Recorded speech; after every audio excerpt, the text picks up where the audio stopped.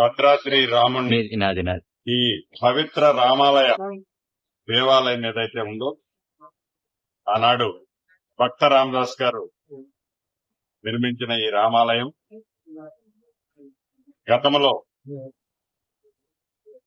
ఈ రామాలయానికి జరగవలసినంత అభివృద్ధి జరగలేదు. ఈనాడు ప్రజా ప్రభుత్వం వచ్చిన తర్వాత గౌరవ ముఖ్యమంత్రి రేవంత్ రెడ్డి గారి నాయకత్వంలోని ఈ ప్రభుత్వం ఈ దేవాలయాన్ని దేశంలోనే కాదు ప్రపంచంలో ఈ దేవాలయానికి ఒక ప్రత్యేకత ఉంది.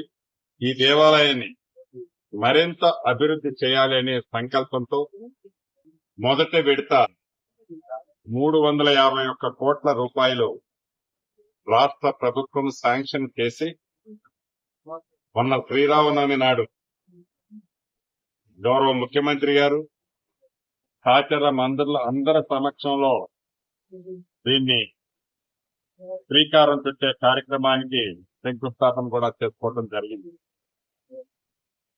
దాంట్లో భాగంగా పలు పర్యాయాలు ఏదైతే ఆనాడు భక్త రామదాస్ గారు నిర్మించిన ప్రధాన ఆలయాన్ని డిస్టర్బ్ చేయకుండా విశాలంగా ఉండే విధంగా 6 నెలల క్రితం సుమారు 1 ఎకరా 28 గుంటలు సుమారు 88-89 స్ట్రక్చర్స్ ని అక్విజిషన్ చేసి ఆ ఏరియానంతా కూడా ఎక్వైర్ చేయడం జరిగింది. ఈ పవిత్ర ఆలయం ఈ రాముల వారి ఆలయం శాస్త్రోయుక్తంగా పండితుల సూచనలు సలహాల మేరకు శిల్పుల యొక్క వారికి ఉన్న నైపుణ్యాన్ని ప్రదర్శించి అద్భుతంగా నిర్మించే దాంట్లో భాగంగా ఈరోజు ఎలా చేస్తే బాగుంటుందన్నది ప్రత్యక్షంగా ఇన్ డెప్త్ గా శాస్త్రోయుక్తంగా సలహాలు ఇచ్చేవారు. ఇంజనీరింగ్ డిపార్ట్మెంట్ ఇక్కడుండే ప్రధాన అర్చకులు మిగతా వారు అధికారులు అందరితో కొన్ని గంటల నుంచి ఇంచి పరిశీలించి దీన్ని ఏ విధంగా రీమోడల్ చేయొచ్చో దానికి కావాల్సిన ఏర్పాట్లన్నీ కూడా తీసుకోవటం జరుగుతుంది.